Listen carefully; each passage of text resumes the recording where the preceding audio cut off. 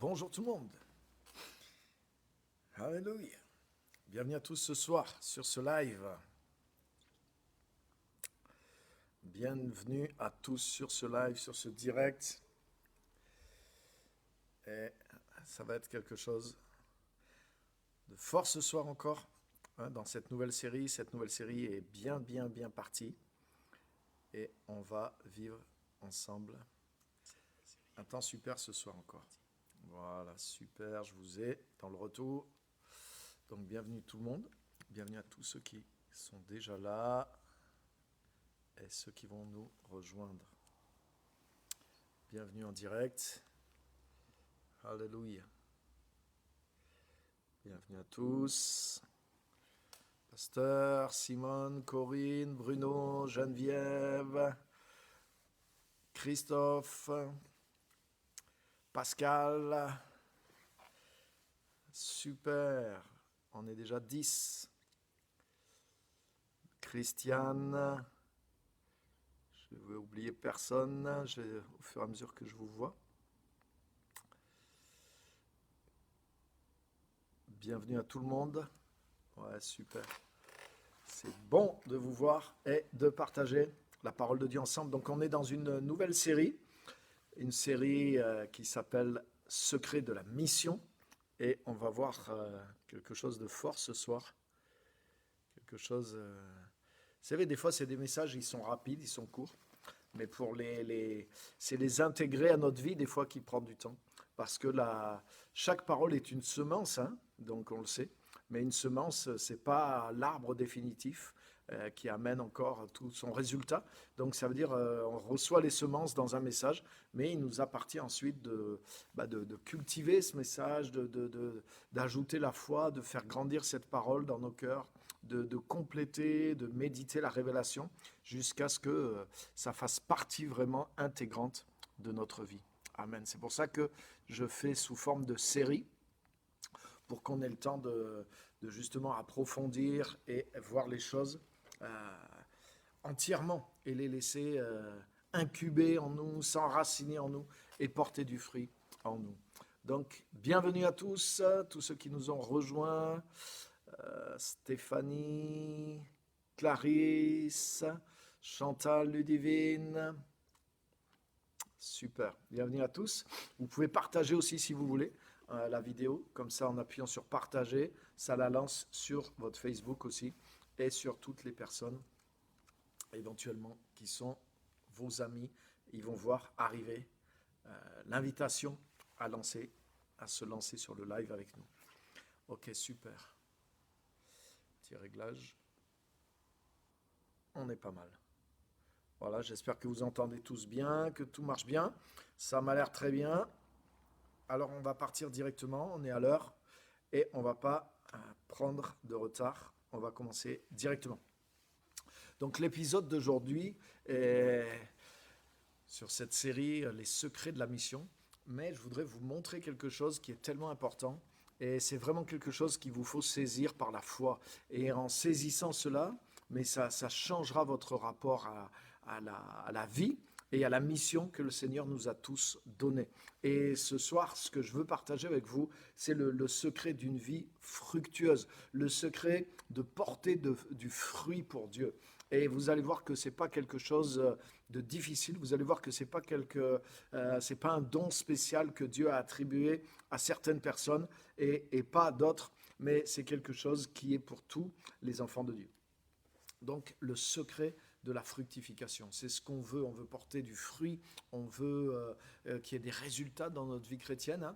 Et le fruit, les fruits dans la Bible, c'est toutes sortes de choses. C'est tout ce qui est le produit. Un fruit, c'est le produit, le résultat d'une vie. C'est ça, un fruit dans la nature. Un fruit dans la nature, c'est le résultat de toute une vie qui est là, de toute une identité, de toute une vie qui est là. Et la vie de Dieu en nous doit porter des fruits, doit amener des résultats. C'est un des buts affichés de Jésus dans l'évangile de Jean, par exemple, chapitre 15, qui est le chapitre de la communion avec Dieu. Et un merveilleux chapitre qui décrit maintenant la relation de celui qui est en Jésus. avec Christ, avec le Saint-Esprit, hein, la relation, la comparaison avec la vigne. Hein, Jésus dit, je suis le pied de la vigne, vous êtes les branches, et c'est vous qui portez le fruit. Et donc il y a du fruit qui est attendu de nous, parce que nous sommes reliés au cep de la vigne. Donc vous connaissez ces passages-là. Et donc il y a une volonté affichée de Dieu pour que nous portions du fruit et qu'il y ait des résultats. Donc les fruits, ça peut vouloir dire beaucoup de choses. C'est tout ce que la vie de Dieu produit en nous. Hein. C'est le changement de notre vie, c'est la nature de Jésus qui se manifeste de plus en plus au travers de nous, les caractéristiques de Jésus qui se manifestent au travers de nous, dans son amour, dans sa bonté, dans la révélation, hein, la révélation de la parole, la révélation de la vérité, la transformation de notre vie, les choses miraculeuses qui arrivent au travers de nous, la vocation dans laquelle nous allons nous lancer pour servir le Seigneur. C'est le fruit aussi de notre appel, c'est le fruit de la vie de Christ. Hein. Nous avons été créés en Jésus-Christ pour des œuvres que Dieu a préparées d'avance. Donc on va rentrer dans ce plan de Dieu pour notre vie, pour qu'on porte du fruit par notre appel particulier, nos dons, nos talents, notre vocation pour servir le Seigneur. Et ça, il y a un fruit qui va être porté, il va y avoir un résultat, il va y avoir un impact dans le monde sur des gens, il va y avoir des gens touchés, des gens aussi qui vont venir au Seigneur. Il y aura du fruit en termes de gens sauvés, en termes de gens guéris, en termes de gens édifiés, en termes de disciples formés, en termes de situations changées, en termes peut-être de gens affamés qui ont été nourris, en termes de choses qui ont été changées, de pauvres qui ont été aidés, hein, d'amour qui a été manifesté, de foi qui s'est transformée en action, d'amour qui a été changé en acte, etc. Donc vous voyez, c'est large, la palette des fruits, elle est très large. Et donc je ne veux pas rentrer dans le détail de tel fruit plutôt qu'un autre. Je veux parler des fruits en général aujourd'hui. Et je veux vous montrer par la parole de Dieu que justement nous sommes appelés, non seulement appelés, mais que nous avons le pouvoir de porter du fruit. Et je vais vous montrer comment ça fonctionne, quels sont les secrets de cette vie qui porte du fruit avec Dieu. Amen. Donc, la première chose qu'on va lire ensemble, elle est dans Genèse. On va commencer par le commencement. Donc, on va aller ensemble dans la Genèse, si vous voulez bien, venez avec moi. Dans Genèse, premier livre de la Bible, chapitre 1er, donc le tout premier chapitre de la Bible, et à partir du verset 26. Genèse, chapitre 1er, et verset 26.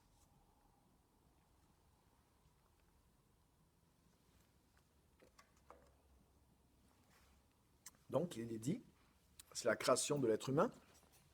Puis Dieu dit, faisons l'être humain à notre image, à notre ressemblance, qu'il domine sur les poissons de la mer, sur les oiseaux du ciel, sur le bétail, sur toute la terre, et sur tous les reptiles qui rampent sur la terre. Dieu créa l'être humain à son image, il le créa à l'image de Dieu, il le créa mâle et femelle, il créa l'homme et la femme. Il créa l'être humain à son image, il le créa mâle et femelle. Il y a beaucoup de choses à dire, mais j'essaie de ne pas m'arrêter parce que chaque verset m'appelle en dehors de mon sujet. Donc verset 28, là c'est mon sujet. Dieu les bénit, regardez bien, Dieu les bénit et leur dit. Donc Dieu les bénit en leur disant. Hein, vous savez, quand Dieu parle, les choses existent. Hein, Dieu a tout créé par la parole. Donc tout ce qui est venu à l'existence est venu par la parole de Dieu. Dieu dit que la lumière soit, hein, c'est le verset très connu, la lumière fut, mais il en a été ainsi de toutes les choses. Et Dieu créa l'homme à son image, il le créa à l'image de Dieu. Et regarde, Dieu les bénit en leur disant. Donc ça veut dire, cette bénédiction qui vient de Dieu, elle est créatrice aussi. Ça veut dire, elle a engendré quelque chose qui ne peut pas être arrêté parce que ça vient de Dieu. Hein, quand Dieu, par exemple, a dit que la terre produise toutes sortes de végétation, que les arbres aient leurs semences en eux, et qu'ils croissent et qu'ils se multiplient sur la terre, tu vois, quand Dieu a béni le monde végétal, mais tu as vu, cette bénédiction, elle continue d'opérer jusqu'à aujourd'hui, et vous le savez comme moi, c'est très vite fait. Hein, si on abandonnait les villes, mais ça serait même les plus grandes villes, en 20 ou 30 ans, on ne les verrait plus. elle serait recouverte par la nature, parce que la nature reprend ses droits. La vie, le fruit, la multiplication, la fructification, la bénédiction de Dieu, qui, depuis le livre de la Genèse, continue d'œuvrer et d'opérer jusqu'à ce jour dans la nature. Mais c'est vrai pour l'homme aussi. Verset 28, Dieu les bénit. Dieu bénit les êtres humains et leur dit, reproduisez-vous, devenez nombreux, remplissez la terre. Ça a marché, hein. Ils étaient deux au départ, hein. Aujourd'hui, la terre commence à être remplie. Remplissez la terre et soumettez-la. Dominez sur les poissons de la mer, sur les oiseaux du ciel, sur tout animal qui se déplace sur la terre, etc., etc. Et cela se passa ainsi. Amen. Donc, le verset 28, ce qui m'intéresse, Dieu les bénit et leur dit, reproduisez-vous, devenez nombreux, remplissez la terre. Dans la version second classique, Dieu les bénit et Dieu leur dit, soyez féconds, multipliez, remplissez la terre. Donc, soyez féconds, fructifiez. Dans la version Darby, au verset 28, il est dit, Dieu les bénit et Dieu leur dit, fructifiez et multipliez et remplissez la terre et l'assujettissez et dominez sur les poissons, etc., etc. Dieu les bénit et Dieu leur dit fructifiez. Donc l'ordre et la bénédiction de Dieu a été donné à l'être humain pour que l'être humain fructifie. Alléluia. Et vous savez, il y a quelque chose des fois que nous, en tant que chrétiens qui connaissons la parole, mais des fois il y a des choses qu'on connaît un peu mal et qui malheureusement nous font perdre des fois l'avantage que nous avons de pourtant connaître la parole de Dieu. Je m'explique. Souvent les croyants pensent que, voilà, suite à la chute, l'homme a perdu, absolument tout perdu, que l'homme a été maudit par Dieu et que donc toute cette bénédiction a disparu. Mais je voudrais vous montrer quelque chose, les amis, c'est que Dieu n'a pas maudit l'homme. Dieu n'a pas maudit l'homme. Regardez avec moi dans Genèse, toujours, chapitre 3. Donc là, c'est assez rapide. Hein, la Genèse chapitre 3, c'est la chute de l'homme, ce qu'on appelle la chute de l'homme. Hein. L'homme est tenté par le diable. Et l'homme et la femme suivent le conseil du diable. Donc ils désobéissent à Dieu et ils attirent sur eux certaines conséquences, certaines malédictions. Mais regardez bien ce qui se passe. Verset 13. Chapitre 3, verset 13, l'Éternel Dieu dit à la femme, qu'est-ce que tu as fait? La femme dit, le serpent m'a séduite et j'en ai mangé, hein, du fruit défendu. Et l'Éternel Dieu dit au serpent, parce que tu as fait cela, tu es maudit par-dessus tout le bétail et par-dessus toutes les bêtes des champs. Tu marcheras sur ton ventre et tu mangeras la poussière tous les jours de ta vie. Je mettrai inimitié entre toi et la femme, entre ta semence et sa semence. Le serpent a été maudit. Elle te brisera la tête et toi tu lui briseras le talon. À la femme, il dit, je rendrai très grandes tes souffrances et ta grossesse. En travail, tu enfanteras des enfants et ton désir sera tourné vers ton mari, mais lui dominera sur toi. Et à Adam, il dit, parce que tu as écouté la voix de ta femme et que tu as mangé de l'arbre au sujet duquel je t'ai commandé, disant, tu n'en mangeras pas, maudit est le sol à cause de toi, tu en mangeras en travaillant péniblement tous les jours de ta vie. Et il te fera germer des épines et des ronces, et tu mangeras l'herbe des champs. À la sueur de ton visage, tu mangeras du pain jusqu'à ce que tu retournes au sol, car c'est de lui que tu as été pris, car poussière tu es, et tu retourneras à la poussière. Et l'homme appela sa femme du nom d'Ève, parce qu'elle était la mère de tous les vivants. Amen. Mais si vous regardez bien, Adam et Ève n'ont pas été maudits. Ève a eu son travail est devenu difficile. Et Adam, son travail, le travail de la terre est devenu difficile. Mais regarde ce qu'il dit Adam. Il dit, à cause de ce que tu as fait, la terre sera maudite à cause de toi. Donc c'est la terre qui a reçu la malédiction. Dieu n'a pas maudit l'homme parce que Dieu a fait l'homme à son image. Donc il y a quelque chose que Dieu n'a pas maudit l'homme. Ce qui a fait que l'homme est devenu mauvais, c'est que l'homme a désobéi. L'homme s'est éloigné de Dieu. Et le péché rentrait dans l'homme, le péché qui est la nature de l'ennemi, hein, qui est la nature du diable. Donc Dieu avait mis sa nature dans l'homme, mais l'homme en se désobéissant et en en se soustrayant à l'autorité de Dieu, au contrôle de Dieu, en se plaçant sous l'influence du diable, l'homme a comme pris quelque part de la nature du diable, parce que le péché, c'est la nature du diable. L'homme était sans péché, il n'avait pas ça en lui, mais le péché est rentré. Par la désobéissance, la Bible dit dans Romains 5, le péché est rentré dans l'homme.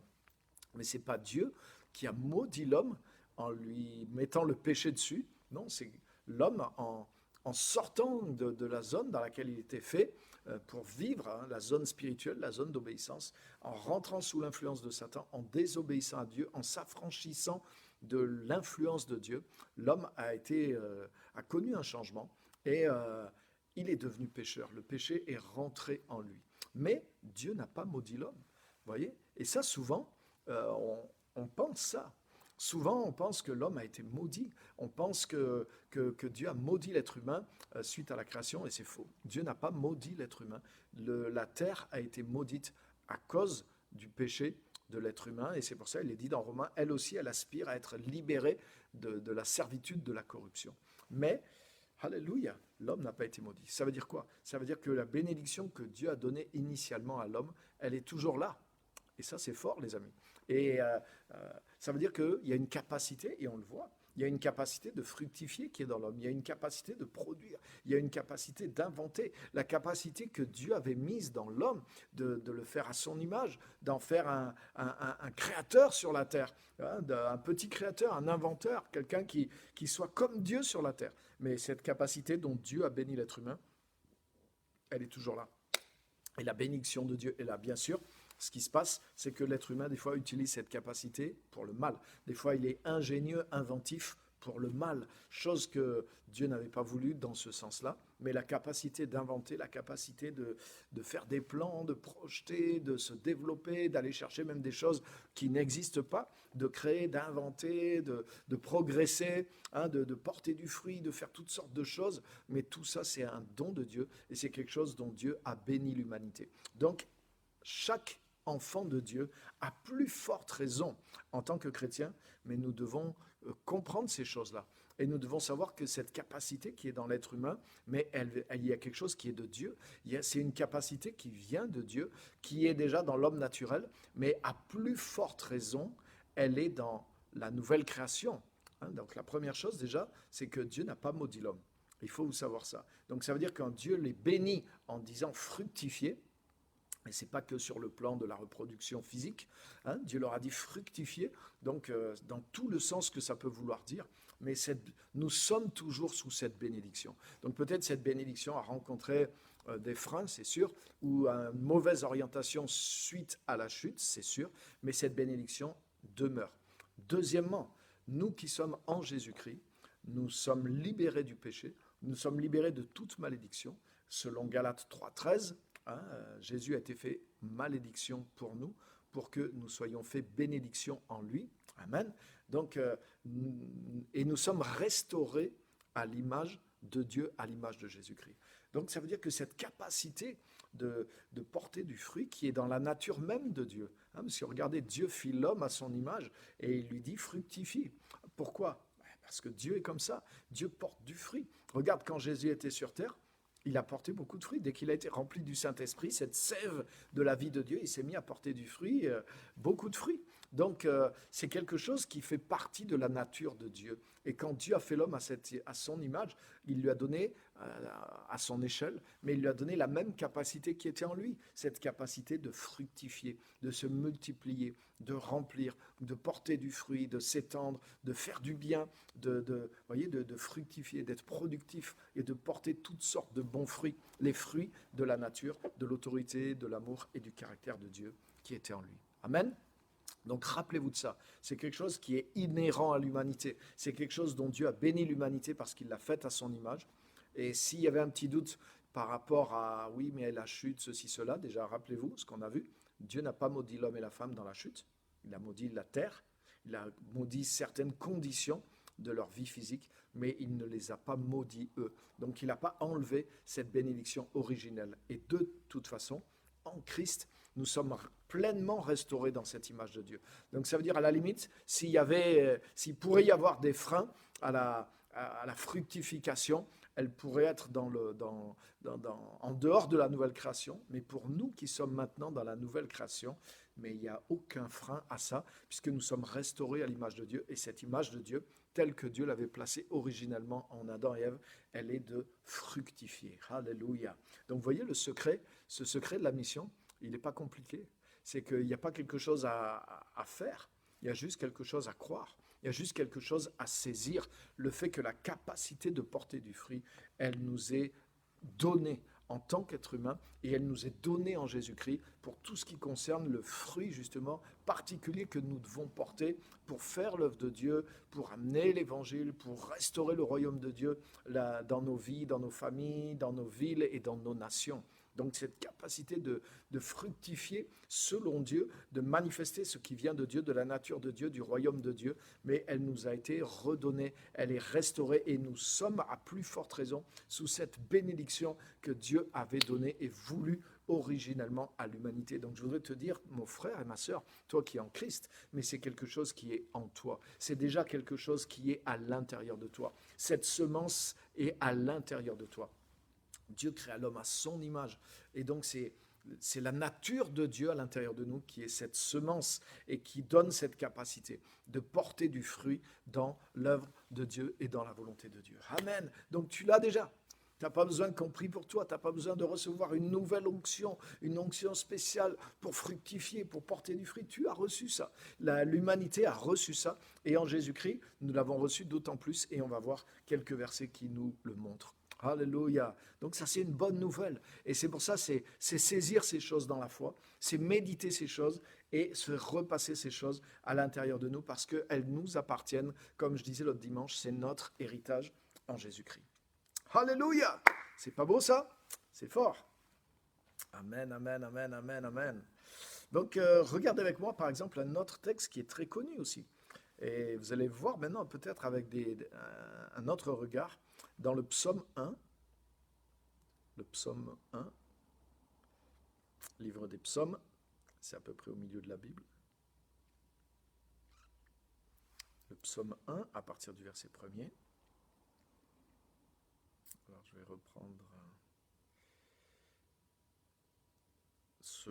Louis II 21. Voilà.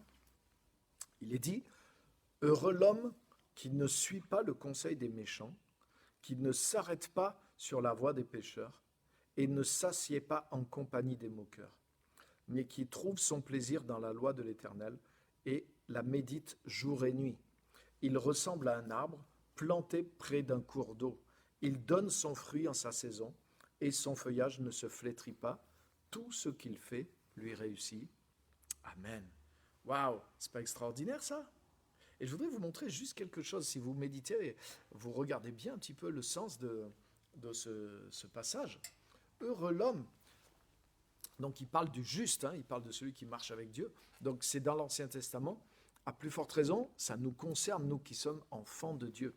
Et regarde, il ne dit pas heureux celui qui fait telle ou telle chose pour pouvoir porter du fruit, heureux celui qui travaille dur pour ceci, pour essayer de faire quelque chose. Non, il dit juste heureux l'homme qui ne fait pas, c'est-à-dire heureux l'homme qui ne suit pas le conseil des méchants, qui ne s'arrête pas sur la voie des pécheurs et ne s'assied pas en compagnie des moqueurs, mais qui trouve son plaisir dans la loi de l'Éternel, il la médite jour et nuit.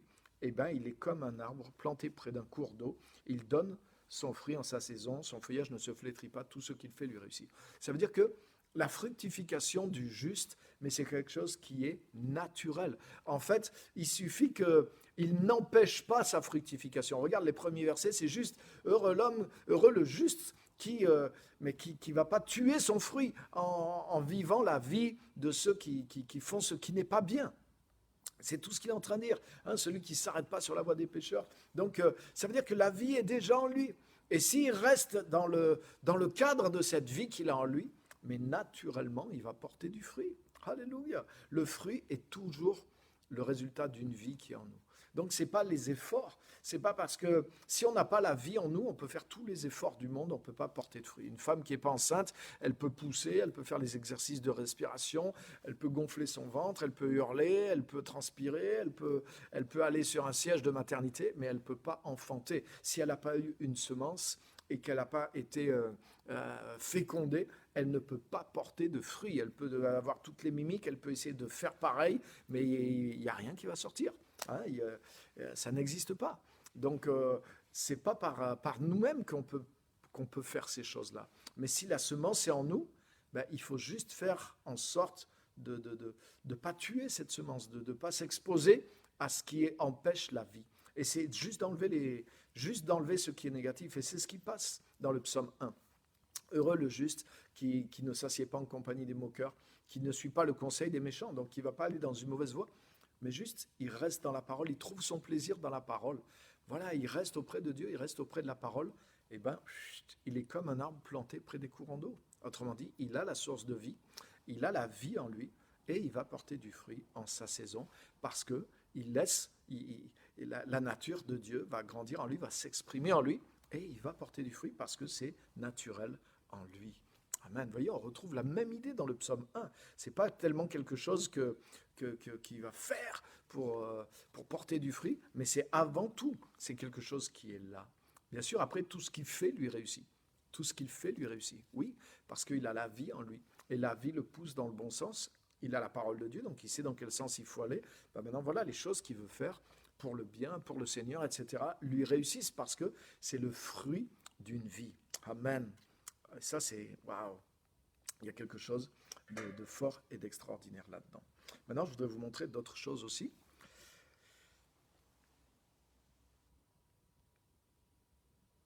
Alléluia.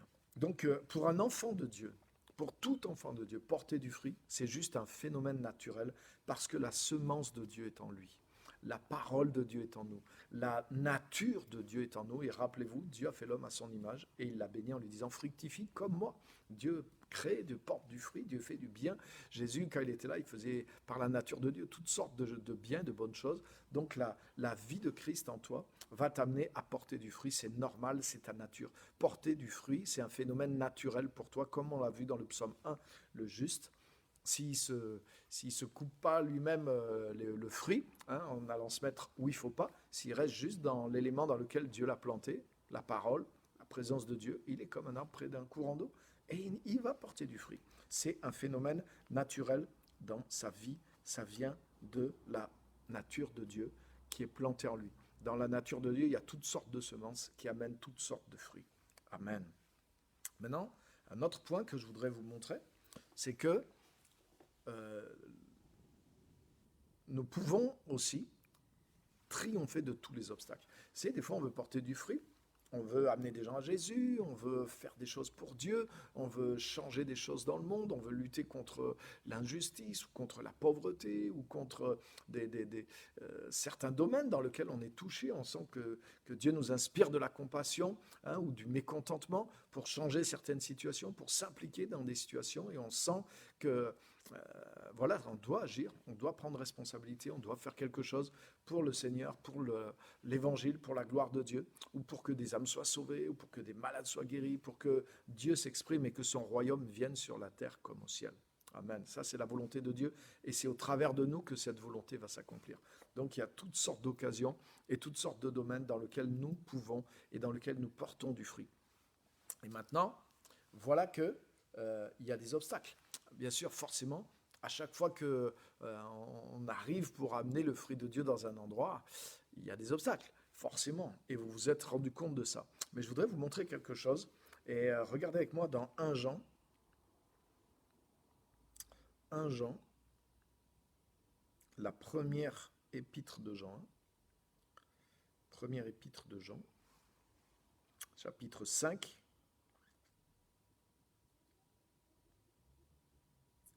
1 Jean chapitre 5 et verset 3. 1 Jean chapitre 5 verset 3. Et il est écrit, en effet, l'amour envers Dieu consiste à respecter ses commandements. Or, ces commandements ne représentent pas un fardeau. Regardez au verset 4. Puisque tout ce qui est né de Dieu remporte la victoire contre le monde. Et la victoire qui a triomphé du monde, c'est votre foi. Tout ce qui est né de Dieu triomphe du monde. Tout ce qui est né de Dieu remporte la victoire contre le monde. Alléluia. Et ça, c'est fort. Ça veut dire que tout ce qui a la nature de Dieu, tout ce qui est né de Dieu, est plus fort que ce qui est né du monde, est plus fort que ce qui a la nature du monde. Ça veut dire que quand tu portes du fruit à partir de la nature de Dieu qui est à l'intérieur de toi, mais il n'y a pas d'obstacle qui puisse t'empêcher de le faire. Alléluia. Peut-être il y a des choses, bien sûr, il y a des obstacles qui vont se dresser contre toi, il y a des choses qui vont se lever contre toi, mais il n'y a pas d'obstacle qui peut t'empêcher, il n'y a pas d'obstacle qui peut triompher de toi. Par contre, toi, ta nature, la nature de Dieu en toi, va te faire triompher des obstacles. Tout ce qui est né de Dieu triomphe du monde. Et c'est pour ça qu'après il dit, et ce qui nous fait triompher, c'est notre foi, bien sûr. Parce que la foi en quoi? La foi dans la nature de Dieu qui nous permet de porter du fruit. Et c'est souvent là qu'on se fait avoir en tant que chrétien. Parce que souvent, qu'est-ce qui se passe? On se dit, ah, je veux porter du fruit, je veux témoigner, je veux amener quelqu'un à Jésus. Et puis, on commence à agir sur la base de cette foi, des fois un petit peu timidement, on y va tout doux. Et des fois, ça ne se passe pas bien, des fois on n'a pas toujours les résultats, des fois ça se passe très bien, des fois on a des résultats tout de suite, des fois on n'a pas des résultats, des fois on en a et après on n'en a plus. Donc c'est là que l'ennemi vient nous parler et qu'il essaie de nous intimider et qu'il essaie de nous dire, mais regarde, tu vois bien, tu n'y arrives pas, tu ne peux pas, tu n'es pas à la hauteur, les gens ne croiront pas, les gens sont durs, mais ce pays est dur, cette région est dure, les gens ne veulent pas croire, de toute façon les gens sont comme si, les gens sont athées, et tu veux faire tel truc, tel projet, mais regarde, tu n'as pas d'argent, personne ne te suivra, etc., etc. C'est là qu'il y a toutes sortes d'arguments, toutes sortes d'idées qui se lèvent, mais justement, c'est pour ça qu'il nous faut exercer. Et il faut avoir non seulement la foi, mais il faut avoir renouvelé notre façon de penser et il faut avoir acquis cette mentalité de foi. Cette mentalité de foi qui nous dit quoi? Qui nous dit que tout ce qui est né de Dieu triomphe du monde. Alléluia. Et la victoire qui triomphe du monde, c'est notre foi. Bien sûr, si nous avons la foi que dans la nature de Dieu qui est en nous, il n'y a aucun obstacle qui vient du monde qui pourra nous empêcher de réussir, alors nous allons persévérer jusqu'à ce que nous établissions, jusqu'à ce que nous portions du fruit. Et c'est ça qu'il faut comprendre, c'est que le fruit est porté par la persévérance. C'est écrit dans Matthieu chapitre 13, les paraboles, la parabole du semeur, dans la bonne terre, celui qui est la bonne terre, qui porte du fruit justement. Il est dit, ceux qui sont la bonne terre, c'est ceux qui reçoivent la parole, qui la reçoivent dans un bon cœur, qui la gardent en eux, qui l'appliquent et qui portent du fruit par la persévérance, qui porte du fruit par la persévérance. Donc il faut recevoir la parole, il faut l'enraciner dans notre cœur, il faut la garder. Et c'est ça la foi. C'est-à-dire, je dois, par exemple, cette parole que je suis en train de partager avec vous, c'est pas juste pour s'encourager et après redescendre, mais c'est pour reformer notre mentalité. Et un secret de la mission, c'est ça, c'est qu'il faut il faut rechanger notre mentalité et élever notre foi, élever notre mentalité jusqu'à la parole de Dieu. Oui, c'est un combat, oui, c'est un défi, oui, il y a des jours où c'est plus difficile que d'autres, mais c'est ce que nous devons faire. Et notre effort, il est surtout dans la foi pour pouvoir ensuite faire l'effort sur le terrain, parce que c'est notre foi qui triomphe du monde. Et c'est pour ça que c'est important d'avoir compris ça. Si j'ai compris que j'ai la nature de Christ en moi, si j'ai compris que je suis sous cette bénédiction de la fructification, si j'ai compris que la semence de Dieu en moi va porter du fruit, et si j'ai compris que celui qui est en moi est plus grand que celui qui est dans le monde, si j'ai compris que tout ce qui est né de Dieu triomphe du monde, mais j'ai la nature de Dieu en moi. La nature de Dieu qui est de porter du fruit, c'est ce qu'on a vu. Tout ce qui est né de Dieu triomphe du monde. Donc ça veut dire la nature de Dieu, avec sa bénédiction que j'ai reçue, de porter du fruit qui est en moi, elle triomphe de ce qui est du monde. Donc elle va vaincre les obstacles, les oppositions qui sont devant moi. Mais je dois apprendre, je dois persévérer. Et c'est parce que je ne recule pas dans cette foi et dans cette mentalité que je vais persévérer. Malheureusement, trop souvent, ce qui se passe, c'est qu'on commence à faire quelque chose et quand les obstacles arrivent ou qui se répètent, alors les gens arrêtent. Des fois, les gens font demi-tour. Les chrétiens font demi-tour. Certains ne commencent pas d'essayer. Certains essayent timidement et ensuite ils font demi-tour. Mais ça veut dire quoi? Ça révèle qu'ils n'ont pas réellement cru la parole. Ils n'ont pas réellement cru ce que Dieu leur avait dit. Tu te rends compte ce que Dieu a dit à Adam et Ève? Heureusement, Adam et Ève, ils n'avaient pas la vision de la grandeur de la planète. Mais Dieu leur a dit, remplissez la terre, assujettissez-la. Ils étaient deux sur la planète Terre. C'était énorme. Ils auraient pu dire, mais c'est impossible, on n'y arrivera jamais. Mais aujourd'hui, sur le plan déjà biologique, c'est fait. Et pourtant, il y a eu de la chute et il y a eu des morts. Ça aurait été beaucoup plus rapide s'il n'y avait pas eu de guerre, pas eu de mort, etc., dans les conditions idéales de départ. Mais c'était si Dieu dit quelque chose, c'est possible de le faire. Mais ils savaient quoi? Ils savaient qu'ils avaient la nature de Dieu. Ils ne regardaient pas à eux-mêmes. C'est à partir de la chute qu'ils ont commencé à regarder à eux-mêmes, à avoir peur de Dieu, voir leurs défauts, voir ceci, voir cela. Ils ont perdu cette foi dans la capacité de Dieu. Et nous sommes recréés en Jésus-Christ. Et justement, eux, leurs yeux se sont ouverts sur ce qui était charnel quand ils ont mangé le fruit défendu. Mais nous, quand nous naissons de nouveau, nos yeux s'ouvrent dans le royaume de Dieu. Et nos yeux s'ouvrent sur ce que nous sommes en Jésus-Christ. Nos yeux s'ouvrent sur cette capacité de fructification que Dieu nous a donnée.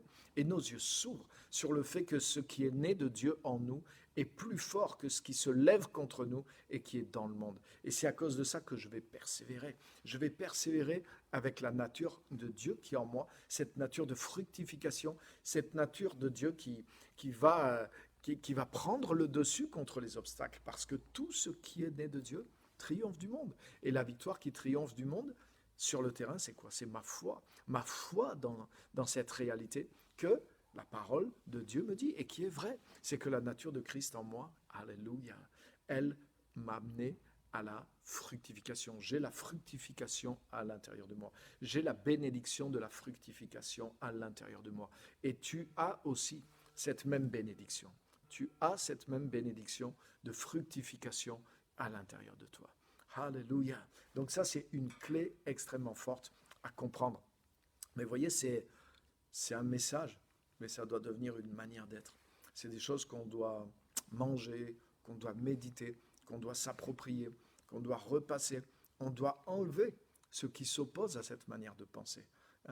Toutes les pensées négatives sur soi, l'échec, oui mais, l'incrédulité, la pensée d'échec, la pensée de la médiocrité, la pensée de « Ah, mais j'y arriverai pas, mais j'ai essayé, ça ne marche pas, je suis pas capable, je ne suis pas à la hauteur, ah, mais ça c'est bon pour les autres, mais c'est pas bon pour moi. » Vous voyez, tout ça, toutes ces pensées-là, c'est des pensées qui ne sont pas enracinées dans la vérité, dans la révélation de la parole, dans la foi. Et c'est à cause de ça que souvent nous n'avançons pas sur le terrain.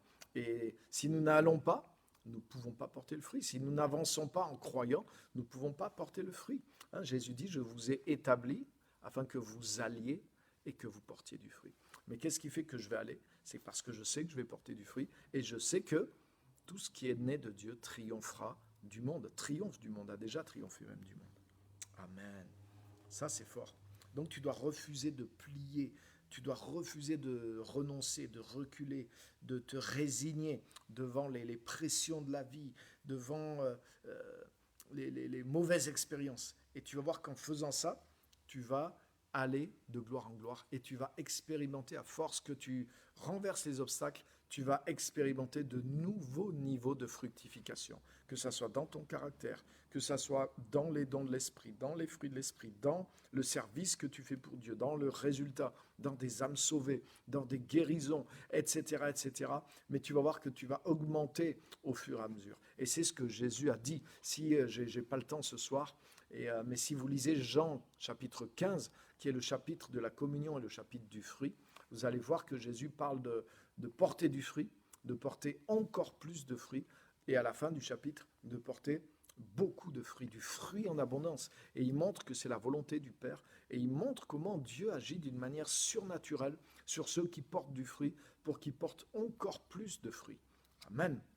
Donc là, il y a un grand secret aussi dans Jean 15, je ne vais pas le développer, mais je veux le dire, c'est la dépendance. Hein, c'est ce que Jésus dit. Il dit de même que le sarment ne peut pas, la branche ne peut pas porter du fruit si elle n'est pas attachée au pied de la vigne. De même, non plus, vous ne porterez pas de fruit si vous ne demeurez pas en moi. Il dit, mais par contre, celui qui demeure en moi, comme moi en lui, il va se mettre à porter beaucoup de fruits. Voilà, c'est naturel. Donc on doit rester dans cette relation avec Jésus-Christ, comme on a vu dans le psaume 1, hein, c'est l'arbre qui est près des courants d'eau.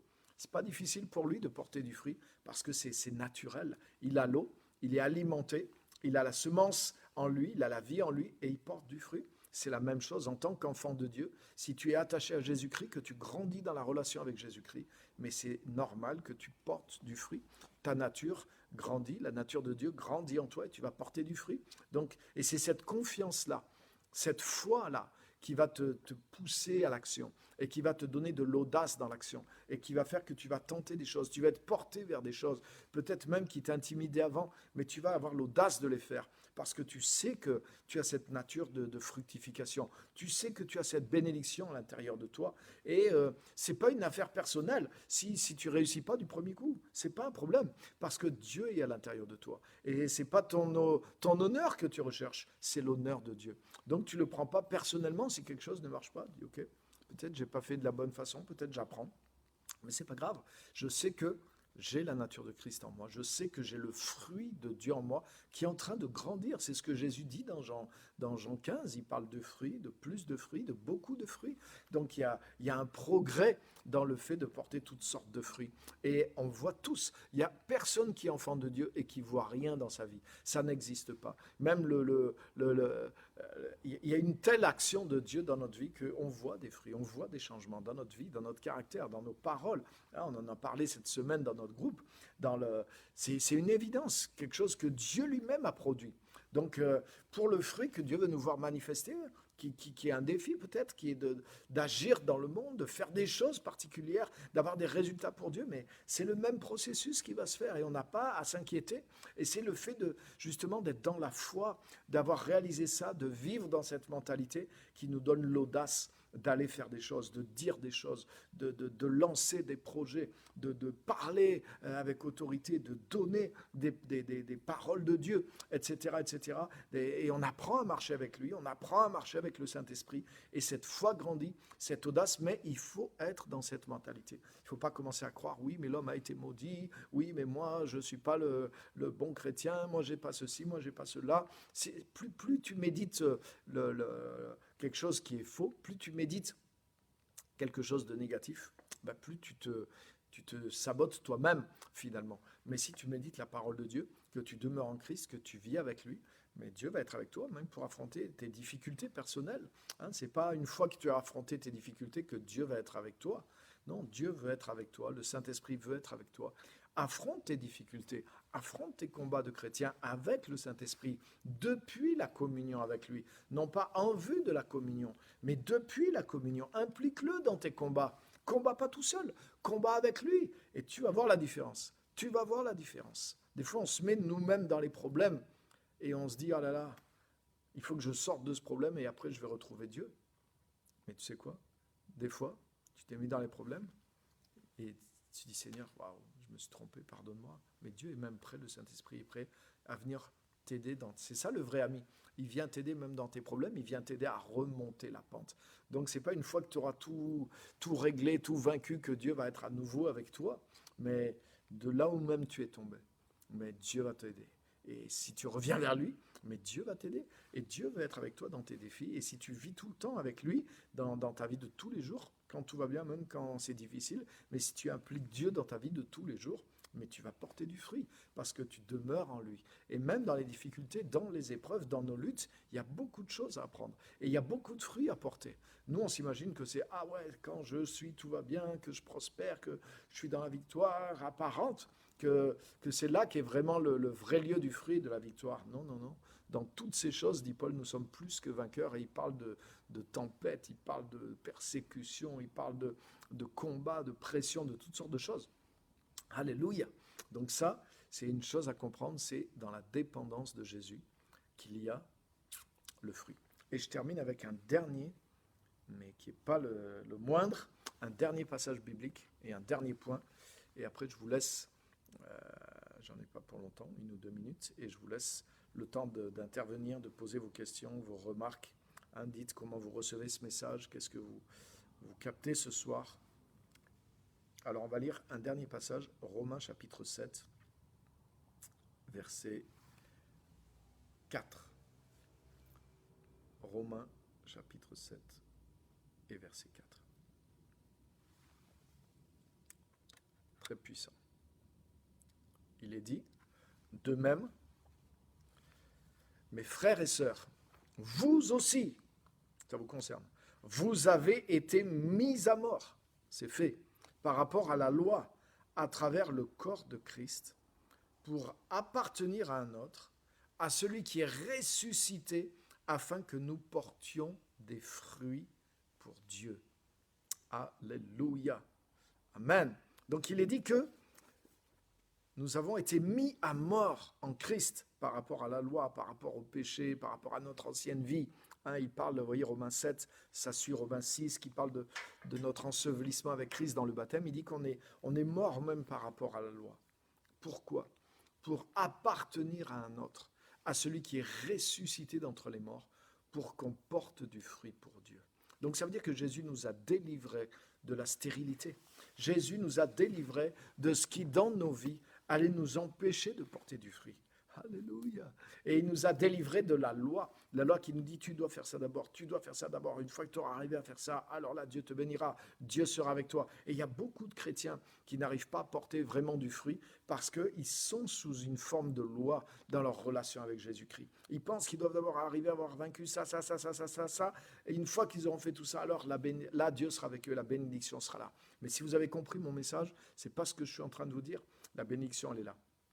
Déjà avant. Et Dieu veut être avec nous dans nos combats et veut travailler avec nous dans nos combats. Donc ça ne veut pas dire qu'on doit vivre dans le péché, c'est pas ce que je suis en train de nous dire. Non, mais on doit vivre avec Dieu jour après jour et c'est ça qui va nous sortir de toutes ces choses-là. Et si on sait s'appuyer sur ce que Christ a fait de nous, mais vous allez voir que vous allez vivre une vie de liberté, une vie de fructification.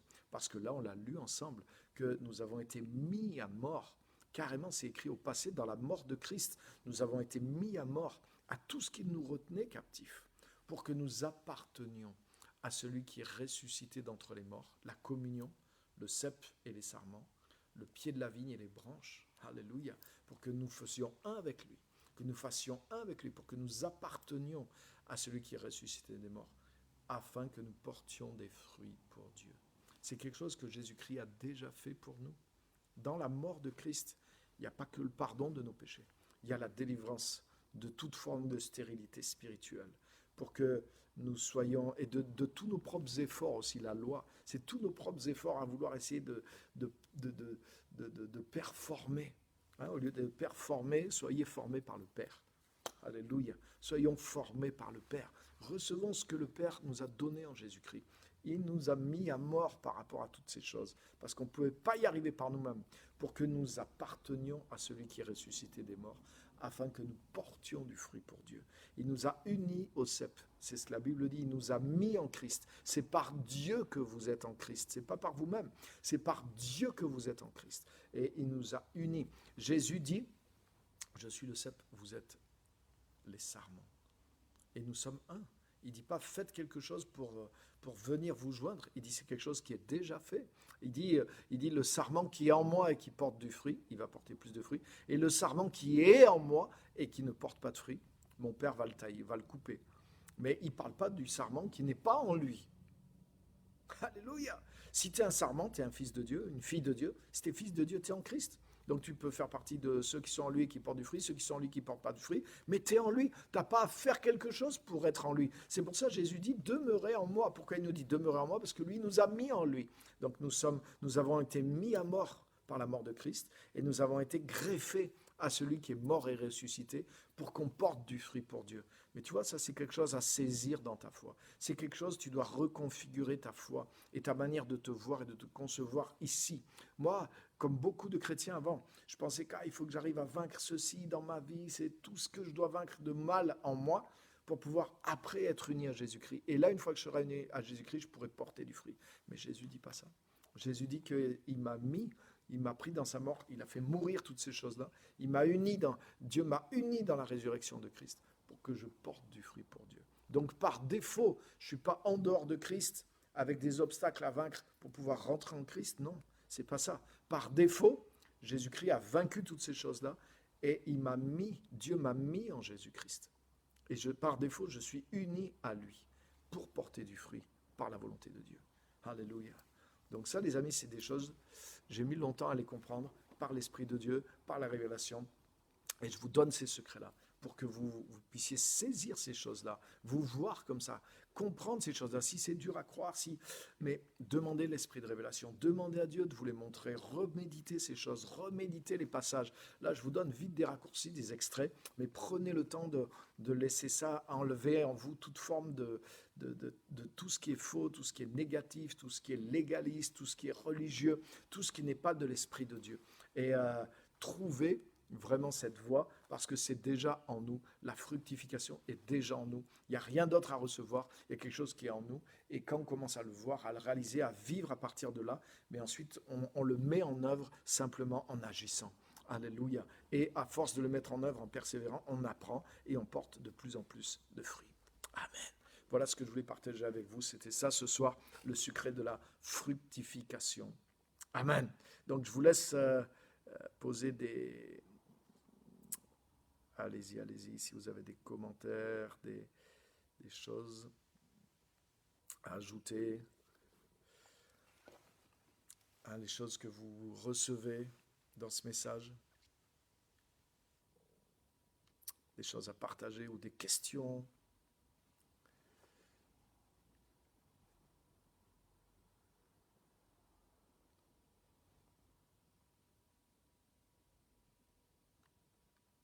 Donc c'est dans notre nature, vous avez vu ce qu'on a vu. En tout cas, je ne veux pas le refaire, le message. Alléluia.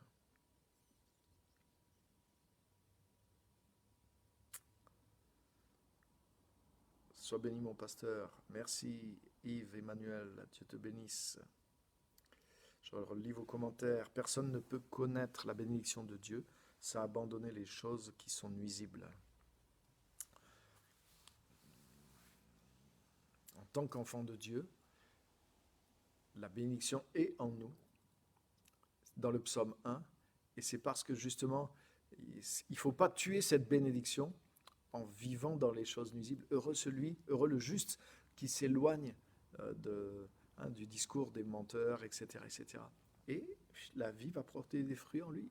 En tant qu'enfant de Dieu, on est sous la bénédiction de Dieu déjà. C'est quelque chose qui est déjà là.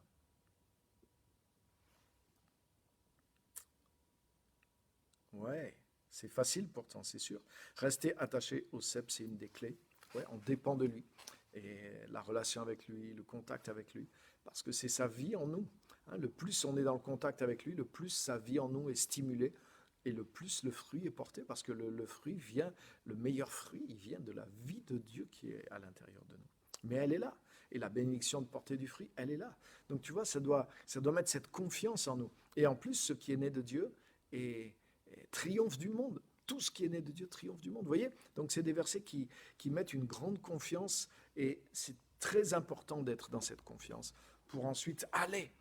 Parce que Jésus nous a établis, il l'a fait, mais pour qu'on aille et qu'on porte le fruit. Donc il faut croire qu'on est établi. Et une fois que tu crois que tu es établi, mais là tu y vas et tu vas oser porter ton fruit à l'extérieur, pas juste le fruit dans ta vie personnelle. Parce que beaucoup de chrétiens, ils ont le fruit dans leur vie personnelle. Ils ont la paix, ils ont la joie, ils ont la connaissance de Dieu, mais ils n'osent pas aller ensuite amener ce fruit, cette lumière pour changer les choses dans le monde. Et ils doivent gagner en confiance. Pourquoi? Parce que ils croient des choses des fois qui sont fausses. Donc ce message, les points clés de ce message, reprenez-les, notez-les, reméditez les versets bibliques. Il faut travailler sur ces choses-là pour développer cette mentalité de foi. Et une fois que vous serez établi, mais vous allez aller et vous allez voir que vous porterez votre fruit aussi dans le monde à l'extérieur parce que vous avez cette capacité de Dieu en vous d'amener des gens au salut, de guérir des malades, de chasser des démons, de voir des miracles, d'amener le royaume de Dieu, de faire des projets, d'être un acteur de Dieu dans le monde. Amen. Quel message puissant. Merci. Amen. Je regarde les commentaires. Demeurez en Dieu et tout le négatif s'efface. Ouais, mais il y a du négatif assez éloigné. Il y a des fois des choses qu'on croit et qu'on se dit à nous-mêmes ou qui se disent à nous-mêmes dans notre tête. Et bien, si je crois la vérité, si je crois par exemple dans ce message, je ne vais pas me laisser dominé par ses pensées. Ouais, mais toi, tu peux pas, tu n'y arriveras pas, tu n'as pas ce qu'il faut. Au contraire, j'ai ce qu'il faut. J'ai été fait à l'image de Christ et sa nature, c'est porter du fruit. J'ai tout ce qu'il faut pour porter du fruit. Au contraire. Donc, vous voyez, c'est par la vérité que je me libère du mensonge et du négatif.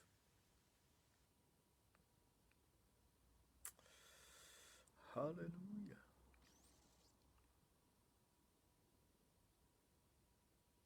Ok. Donc, je vois pas de nouveaux commentaires. Ok. Il reste quelques minutes, allez-y, n'hésitez pas à poser une question, à rajouter quelque chose. Est-ce que vous recevez quelque chose de spécial dans le message? N'hésitez pas à partager, à poser un commentaire, une question.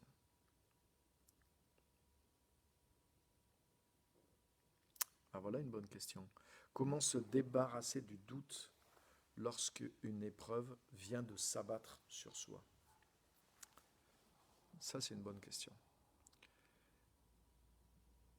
Déjà, il faut se rappeler que la première chose que le diable a semée dans le cœur de Ève et d'Adam, c'est le doute. Donc déjà, je dois douter du doute. Le doute est rarement quelque chose qui vient de Dieu. Après, oui, on peut avoir des doutes sur des choses qu'on doit faire ou pas faire. Et on doit douter des choses qui ne sont pas bonnes, ça c'est sûr. Mais quand on commence à douter directement de Dieu ou de choses que Dieu a dites parce qu'il y a des événements qui arrivent ou quoi que ce soit, alors ce doute-là, il vient souvent de notre analyse de la situation et notre vision des choses parce qu'à ce moment-là, on est particulièrement touché par quelque chose qui vient d'arriver. Donc on n'est pas objectif, on n'a pas de recul, on ne voit plus la situation comme Dieu, on voit la situation comme quelqu'un qui est touché. Ah mais pourquoi? Et le diable peut nous mettre la pression aussi. Ah mais tu vois, si Dieu était avec toi, ce ne serait pas arrivé, tatati, tatata. Donc, on doit faire attention à ça. Il faut toujours se dire que mais je suis un être humain et souvent je vois les choses que de mon petit angle. Et qu'est-ce qui chasse le doute? L'antidote du doute, c'est la foi. Et qu'est-ce qui amène la foi? C'est la parole. Donc quand le doute est là, mais je ne vais pas entretenir mes doutes, je vais rester dans les choses certaines que je sais. Non. Et qu'est-ce qui me donne la force? C'est la parole. Même Jésus a repoussé le diable en disant, il est écrit. Non, il est écrit, Dieu est bon. Dieu a tellement aimé le monde qu'il a donné son Fils unique. Donc je sais que Dieu m'aime. Même s'il m'arrive quelque chose qui est douloureux, c'est pas Dieu qui l'a fait déjà, certainement. Et en plus, ça ne remet pas en question. Je sais que Dieu m'aime parce que Jésus-Christ a donné sa vie pour moi alors que j'étais pécheur. Alléluia. Donc je vais me rappeler la parole de Dieu. Je vais dire, il est écrit. Et je vais prendre du temps dans la parole pour refortifier ma foi. Justement, comme je disais, je vais affronter cette épreuve en Christ. Je vais affronter le doute en Christ. Saint-Esprit, aide-moi. Tu vois, j'ai le doute qui vient. J'ai ces pensées qui viennent. Saint-Esprit, aide-moi. Et le Saint-Esprit, par exemple, Jésus a dit, il vous rappellera les choses que je vous ai dites. Donc, dans le moment du doute, le Saint-Esprit va te rappeler les paroles de foi. Il va te rappeler, dans le doute, on oublie dans la nuit, on oublie ce qu'on a vu dans la lumière. Mais quand tu affrontes les ténèbres avec le Saint-Esprit va te rappeler ce que tu as vu dans la lumière. Ah oui, mais non, je m'en rappelle. Non, non, Dieu m'avait montré ça, j'ai vu que Dieu est comme ça. Et la Bible dit ça, ah non, il est écrit. Et là, tu vas ramener de la lumière, tu vas ramener de la confiance et tu vas ramener la vision de Dieu sur ta situation. La foi, c'est toujours la vision de Dieu sur la situation. Quand on commence à douter, on commence à craindre, on commence à arrêter, on commence à laisser les choses aller. Donc on perd la vision de Dieu sur la situation. Mais la foi, c'est la vision de Dieu sur la situation. Donc Dieu va te ramener. Et affronte ces choses-là avec le Saint-Esprit en toi. Donc laisse pas juste ta réaction à ce qui arrive te dominer, mais mets du recul sur ça. Non, ça c'est ma première réaction humaine, charnelle, subjective, émotionnelle, naturel, bah Seigneur, maintenant, tu es avec moi, Saint-Esprit. Là, je vais aller chercher au fond de mon cœur. Saint-Esprit, tu es avec moi. Non, non, non. Ramène-moi la sagesse. J'affronte ça avec toi. Donne-moi de voir les choses comme tu les vois. Rappelle-moi la parole. Et je vais prendre du temps dans la parole pour retrouver mes appuis. Voilà une manière dont tu peux faire. Francine, merci pour ce message de foi et très puissant. C'est à méditer et à imprégner exactement en nous. Nous devons le vivre et le manifester. Merci, pasteur. Amen. C'est exactement ça. Il faut s'en imprégner. Voilà, c'est des choses que je prêche, par exemple, mais je m'en imprègne, même moi qui ai mis des années, et je m'en imprègne toujours de ce message. Mais je continue ce que je vous prêche, je me le prêche à moi. Et je me fais toujours, je repasse ces choses dans mon cœur, je les médite régulièrement, parce que c'est vite fait de partir dans une autre mentalité, c'est vite fait de tomber dans le découragement ou l'inquiétude ou la flemme ou être entre deux, de perdre la... Hein, c'est comme un couteau, il faut le réaffûter. Hein. Plus tu coupes, plus tu dois affûter ton couteau. Donc plus tu portes du fruit, plus tu dois réaffûter ta mentalité pour rester dans la foi et continuer à porter du fruit. Alléluia. On a vu certaines choses, les amis, mais on va voir des choses plus grandes et on doit changer, on doit renouveler notre foi, renouveler notre mentalité et être comme blindé sur ces passages-là, savoir que non, j'ai ça en moi et rien ni personne ne peut m'empêcher de manifester le fruit de Dieu dans le monde. Tout ce qui est né de Dieu triomphe du monde, donc je vais faire partie de ces gens-là. Amen. Mentalité. Oui, des épreuves arrivant, je vois Jésus à la croix et je vois tout son amour. Amen, amen. C'est ça. Il y a des choses que nous savons maintenant, il y a des choses que nous avons vues et dans la foi, dans la vérité, dans le Seigneur. Et comme quelqu'un a dit, quand tu es dans les ténèbres, rappelle-toi de ce que tu as vu quand tu étais dans la lumière. Et ne laisse pas dans les ténèbres, ne te laisse pas mentir et ne te laisse pas croire que la lumière n'est pas là. Rappelle-toi au contraire ce que tu as vu dans la lumière. Affronte les choses avec le Saint-Esprit. Reviens à la parole de Dieu. S'il faut, prends un temps en spécial pour parler au Seigneur, mais ne te laisse pas dévorer, ne te laisse pas voler la foi par le doute. Doute de tes doutes et foi dans ta foi. Amen. Et c'est ça, il faut s'imprégner de ces choses. Amen. Je veux découvrir mon meilleur fruit par la foi et être persévérante. Exactement. J'ai la capacité de porter du fruit. Je l'ai en moi. Donc je ne doute plus de ça. Je ne doute plus de ma capacité. Je ne doute pas de Dieu. Je ne doute pas de ma capacité. Vous voyez, ce message-là, si vous le repassez, ça va forger en vous une mentalité où vous n'allez plus douter de votre capacité à porter du fruit. Vous savez que vous l'avez en vous. Amen. Et même si sur le terrain, pour l'instant, ça n'arrive pas, mais vous ne reculez pas parce que vous avez compris, la parole est plus forte que l'expérience qui vous arrive. Et c'est comme ça qu'on porte du fruit. Quand notre foi, elle repose sur l'expérience, alors quand les choses marchent, on croit en nous. Mais il suffit que les choses s'arrêtent un peu et bing, on est par terre. Et du coup, on ne persévère plus. Mais quand notre foi, elle n'est pas basée que sur l'expérience, mais qu'elle est basée d'abord que sur la parole, eh ben, même si l'expérience n'arrive pas encore, ça ne change rien. J'ai compris, j'ai saisi par révélation ce que Dieu a dit. Et c'est là que vous allez persévérer. Parce que vous persévérez, votre base, c'est la parole. Ce n'est pas juste ce que vous voyez. Tant mieux, vous êtes encouragés quand des bonnes expériences, selon Dieu, arrivent. Tant des fruits sont manifestés, vous êtes encouragés. Amen. Mais vous ne vous arrêtez pas simplement à ça. Ce qui vous motive, votre moteur, c'est ce que vous savez. C'est les choses que vous savez, les choses qu'on a vues dans ce message-là. Et c'est comme ça que ça se passe. Hein, vous voyez, tout ce qui est né de Dieu triomphe du monde. Et ce qui triomphe du monde, c'est notre foi. Ce n'est pas le fruit manifesté qui triomphe du monde, c'est notre foi. Et comme tu as la foi que tu es porteur de ce fruit, mais tu manifestes ce fruit dans le monde et il finit par triompher du monde. Mais ta foi n'est pas dans le fruit, ta foi, elle est dans ce que dit la parole de Dieu sur toi qui va porter du fruit. C'est ce qui fait que tu deviens invincible parce que ce n'est pas les résultats simplement qui te guident, qui ait des résultats ou qui n'ait pas des résultats. Des fois, ça t'encourage, mais des fois, il n'y a pas assez de résultats, ça te décourage. Mais quand tu connais la parole, alors plus rien ne t'arrête. Amen. Donc c'est cette mentalité-là que vous allez bâtir grâce à cette parole, grâce à des messages comme celui-ci. Et en les retravaillant, comme dit Francine, en vous imprégnant de tout cela, vous allez vraiment devenir ces personnes persévérantes. Alléluia. Voilà, c'est l'heure. Que Dieu vous bénisse vraiment tous. Merci d'avoir été là. Que Dieu vous encourage et portez toujours plus de fruits parce que c'est votre nature, c'est en vous. Amen. Donc la semaine prochaine, on verra un autre secret du fruit.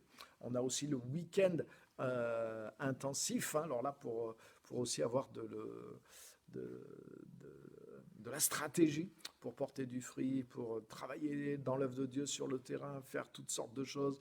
Là, c'est un week-end vraiment utile pour s'équiper de façon stratégique pour pouvoir travailler dans l'œuvre de Dieu. Donc, c'est encore possible de s'inscrire aujourd'hui, même encore demain, jusque dans l'après-midi. Mais il faut vous inscrire et il faut valider votre inscription par le paiement, s'il vous plaît, parce que j'ai besoin de votre email et de votre validation pour vous envoyer les horaires, le lien de connexion, tout ça, tout ça, tout ça. Donc, juste avoir mis participe sur Facebook, ça ne suffit pas. Il faut valider votre inscription par le paiement. Alors, c'est sur Facebook. Si vous n'y arrivez pas, envoyez-moi un message et je vais vous aider. Et là, je vais vous envoyer tous les détails du week-end. Donc, on va commencer demain à 19h avec le pasteur Derek Schneider en ligne depuis le Canada et ça va être quelque chose d'extraordinaire. Donc, c'est beaucoup plus léger. En fait, les horaires sont beaucoup plus light que ce qu'on a fait précédemment. C'est le vendredi soir de 19h à 22h. Le samedi matin, il n'y a rien. Ça commence à midi jusqu'à 19h. Le dimanche, il y a le culte. Et ensuite, c'est jusqu'à 16h30. Donc, il y a beaucoup moins de temps déjà en présentiel.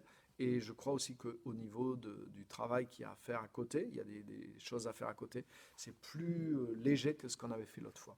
Donc, je pense que ça sera beaucoup plus facile que le premier week-end intensif qu'on a fait. Celui-ci est plus light, en tout cas dans les horaires, etc., etc. Mais je sais que ça va être un week-end fort aussi. Donc voilà, merci à tous d'avoir été là. Que Dieu vous bénisse. On se retrouve donc ce week-end pour ceux qui vont suivre le week-end en ligne. Dimanche au culte, on aura le pasteur Derek Schneider. C'est lui qui prêchera au culte à Clermont-Ferrand et à 11h. Donc voilà un week-end qui s'annonce absolument glorieux et béni. Donc merci à tous, que Dieu vous bénisse et à très bientôt pour de nouvelles aventures.